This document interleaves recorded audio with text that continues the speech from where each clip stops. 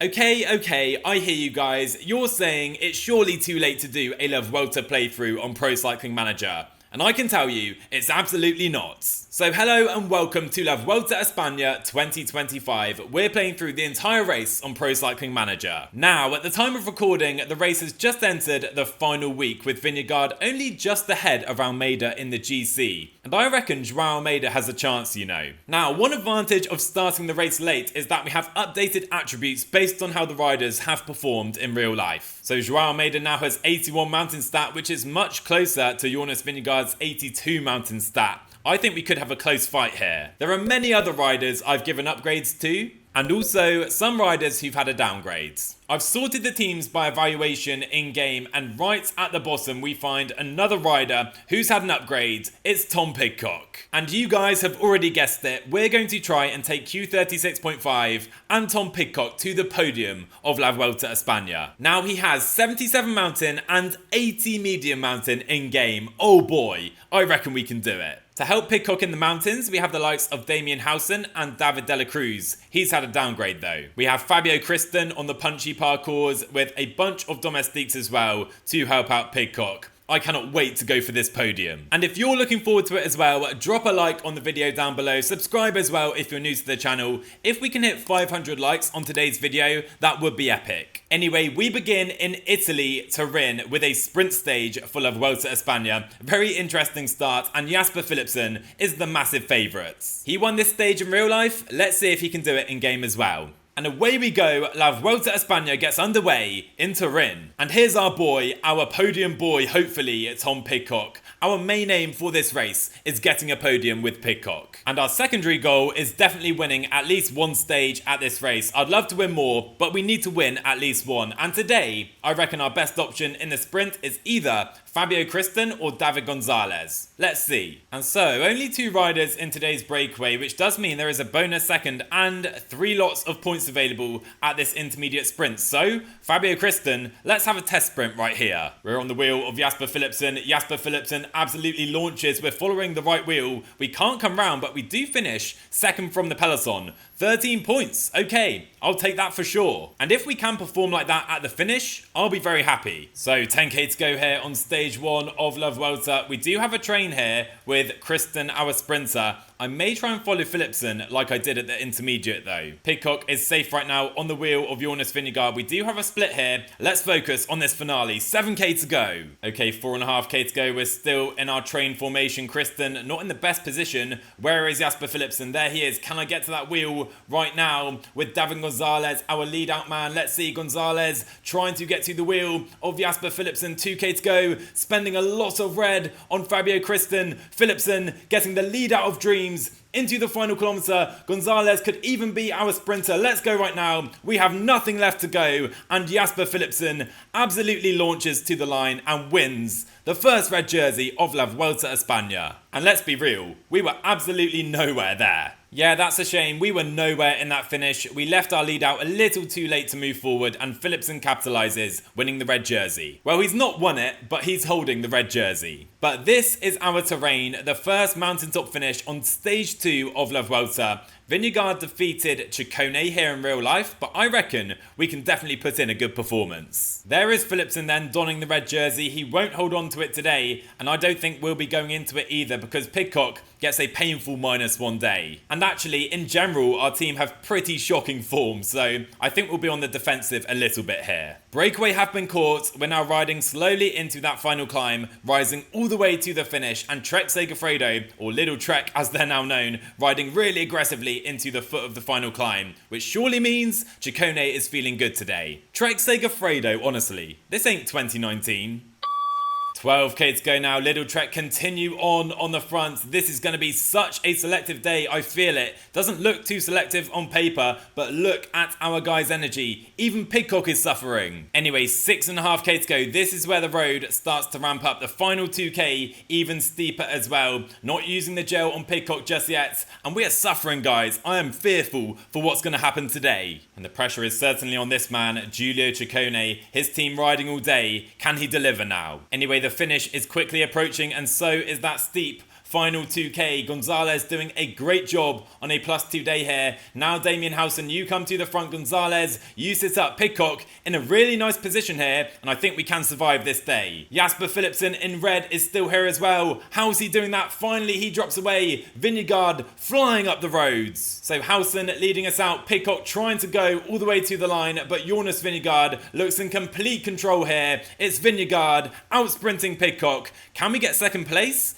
I think we might be able to, but Jonas Vingegaard wins stage 2 here in Italy. Landa just swamps us to the line. Can we get third place ahead of Ciccone? Yes, we can. And that is a really good day considering our -1 race day. Whew. That was intense, not gonna lie. Wow, that was a really difficult finale, but Tom Pidcock on the podium today, which I'm really happy with, considering our -1 race day. There were some splits further back, only 20 riders making that first split behind Vingegaard, who takes 10 seconds on everyone else, plus 10 bonus seconds, putting him in the red jersey. Let's be real though, our race at this race is not with Jonas Vingegaard, instead it's with every other rider behind him. But let's see how this one goes. David Gaudu won this stage in real life, a really weird finish. Is it for Philipsen? Is it for Pidcock? Ganna? Who's this stage for? I've got no idea. Anyway, let's find out if David Gaudu can deliver like he did in real life. Because so far, PCM has predicted the first 2 stage winners absolutely perfectly. And it may be clear at this point, but I'm not really bothered about the breakaways in this first week. We have nothing to gain by going in the breakaway today. Only 4 riders up the road. That group is never going to the line. But we have chaos right now. I was going straight to the finale, but only 65 riders in the peloton. It's stretched out as well. Riders, over 100 riders are dropped. What's going on here? Right now, this La Vuelta peloton is an absolute chaos. 92 riders in the front split right now. I have no idea what's going on. Those splits forming and breaking all the time. Anyway, we're in a good position. All our riders at the front. I have put 3 riders to work on the front as well. Pidcock, you stay to the front, my boy. The harder the race is, the more it suits Pidcock. This might not be the day. It's probably too early in the race to really put some genuine GC contenders in trouble, but days like this is where we can maybe make our move for the podium with Pidcock. Oh my word, double team attack by Little Trek, Ciccone and Gebra Gazabier going early right now. We are aware to it though. This peloton is so stretched. We actually have attacks right now. This is crazy. Ciccone and Ganna now joining him up the road. Oh boy. We'll have to check out the damage at the end of today's stage. Anyway, Kristen, it's now your time to help Pidcock. Asperen is pretty done, but Ciccone and Ganna, they might have gone. We're going to try and wait though until the final meters to go with Pidcock. Kristen, you have a big job here, my man. Maybe Pidcock needs to follow the wheels. Let's see. Nope, we'll go with Kristen. 40 riders here. 2k to go. Fabio Kristen doing a great job. We're going to be cooked too early though into the final kilometre. Now we go. There goes Pedersen. We've maybe missed the boat. Pidcock has gone too late. We're going to miss out on the stage win. And Mads Pedersen wins stage 3. We finish at the front, but a really selective day again. Now on one hand, I'm a little disappointed. We definitely had the potential to win that stage with Pidcock, but a great day for our GC here. That basically turned into a one-day classic, which means only 30 riders at the front, and the likes of Felix Gau. We have Taburi here, Giulio Pellizzari losing time. Further back, Mikel Landa, and even further behind, 2 minutes 30 down, Jai Hindley, our potential podium rival. So only 3 days in, and we have 12 riders in this kind of chasing pack just behind Vingegaard. That's crazy. But that makes it a brilliant start to Pidcock's Vuelta a España. So we enter Spain on stage 4. Pidcock is again a favourite, the 4th favourite, but I can't see any other winner today than Mads Pedersen or Jasper Philipsen. Now this is the first stage where I feel like someone in the breakaway could be useful for the team. So Asperen, just get up the road so we're represented. And with Kristen and Pidcock on a plus day, we do have a good chance in this finale, but 10 riders up the road. We are represented with Asperen, of course. At least we're represented in case this breakaway does go to the line. So 15k to go. The breakaways still do have 1 minute. Asperen still in this group. His energy not looking great. Do they have the firepower to go to the line? Here we are, just 8k to go. The peloton seem to have this under control, but still 50 seconds for that breakaway. Asperen sat on the back, Could this be a miracle win? But sadly, Asprin does not have it in the breakaway. We now use him briefly in the peloton to try and close that breakaway. Only 4k to go right now. They still have 40 seconds. Could they have stolen it? Now David Gonzalez coming through. 3k to go. The breakaway still have 30 seconds. Only 3 riders left. I don't believe it. I think they're going to win the stage.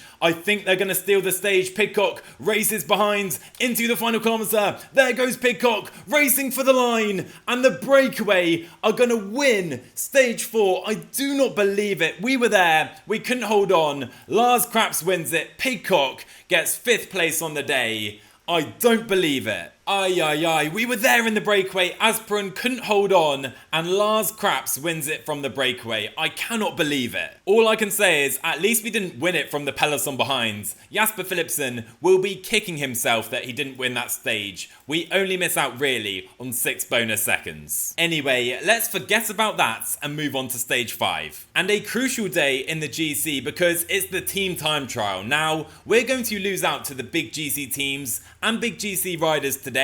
It's all about limiting our losses though. So then away we go for our team time trial here at La Vuelta. I've checked, and in real life, Q36 only lost 22 seconds, so let's try and match that here. So first time check, we're actually tied for the best time right now. I'm pretty happy with that. But we've already lost 2 riders on the roads, and Hausen is now struggling, so is Zakowski as well. He's going to have to drop back in this group. This is a mess. 10k to go. Alright, Zakowski is gone now. Only 5 riders left. I think we need 4 to make it to the line, so we do need to be careful from here on out. David De La Cruz, by the way, 78 time trial on the day. He's feeling it, which is why he's coming through to do a 20-second pull. Let's make it a 25-second pull right now. We're now 2nd place, only 1 second off the leads. But David De La Cruz doing an epic job. A 25-second pull on the front. What a rider for us. So into the final kilometre, I think we've managed this pretty well. David De La Cruz up to 99, dragging our guys to the line. Where do we go? 1 second off the best time so far. But I'm not going to lie, I think that was my best team time trial, potentially ever on Pro Cycling Manager.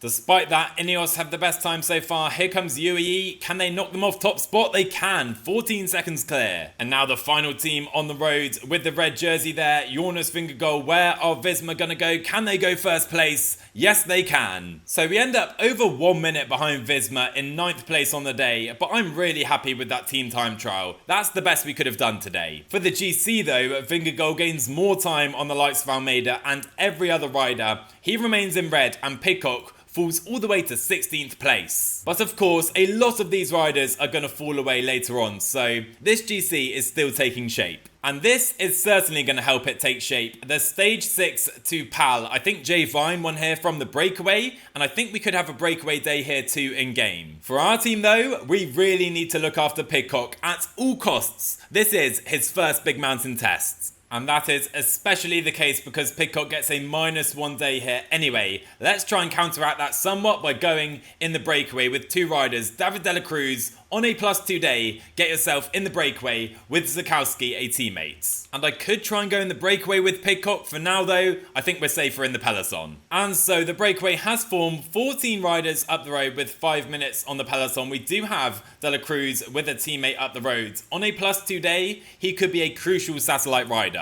He might even be strong enough to win this stage from this breakaway. This breakaway could go to the line as well, but my main goal here is to have him as a satellite rider. Hopefully he's not going to pull a Marc Soler and accidentally win the stage from the breakaway. I mean, to be fair, I won't be complaining too much. And now with over a 10-minute lead in this breakaway, it's worth considering the GC gaps and Victor Langolotti at 2 minutes 55. He's definitely the best place in this group. Guillaume Martin as well, 4 minutes 50. We're at over 10 minutes though. But for now, Victor Langolotti riding into reds. And the longer this day goes on, the more I think David De La Cruz could be our key now to winning our first stage at this race. He's on a great day. We have 9 minutes. Maybe I will give him the chance to fight for this stage win from the breakaway. But that also means I've taken away Pidcock's best domestique on the day on a -1 race day where he really might need him. this is a really difficult one. Anyway, Visma have absolutely no desire to chase in this breakaway. I think Langolotti is going to cruise into the red jersey unless he loses time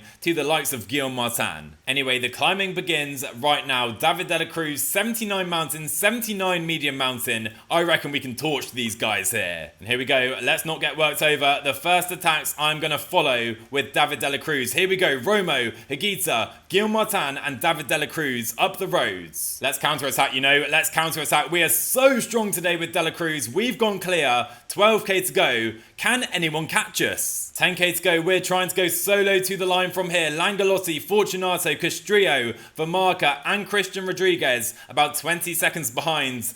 Oh, this is going to be tough, but I think this is our best strategy. Come on, de la Cruz. We can do this. So 7k to go for de la Cruz. We have 30 seconds now on Castrillo and Langolotti. Langolotti looking fantastic for that red jersey. Timmsoski still in the gap between the peloton and the breakaway, and the peloton now absolutely flying into this final climb. So we're now going to focus on the peloton and Tom Pidcock. With de la Cruz clear out front, I think he can manage his effort there and hopefully win the stage. But this tempo is absolutely on right now in the peloton. Oh my word, this is really difficult. Damien Howson, we need a big day from you, my man, supporting Tom Pidcock. And here we go. Ciccone has attacked from the peloton. Timmsoski now here to help Pidcock. Perfect timing as Howson struggling to hold on, to be fair. Anyway, let's not miss the moment up the road. David de la Cruz is going to win a stage by an absolute mile at La Vuelta a España. David de la Cruz wins stage 6. Come on! But behind, it's all going on as we were celebrating. Almeida, Vingegaard, Ayuso has attacked as well, and we're stuck in the group behind with Pidcock. This is not ideal. So up to 95, we can go like this to the line, I reckon, with Pidcock and just try and get as close to Vingegaard and Almeida as possible. They're gaining time on us. I don't believe it. So here they are then, the GC favourites, Ciccone, Vingegaard, Almeida, Landa here too. We're going to lose a little time, but not too much with Pidcock. Finishing just behind Betrago and Juan Ayuso, ahead of Jai Hindley as well. Ay, what a stage 2 power. David de la Cruz winning from the breakaway. It's not why I went in the breakaway. We'll absolutely take it though. Tom Pidcock in the end losing a little time, only 22 seconds to the likes of Almeida and Jonas Vingegaard in the GC. But does Langolotti go into the red jersey? Let's take a look, and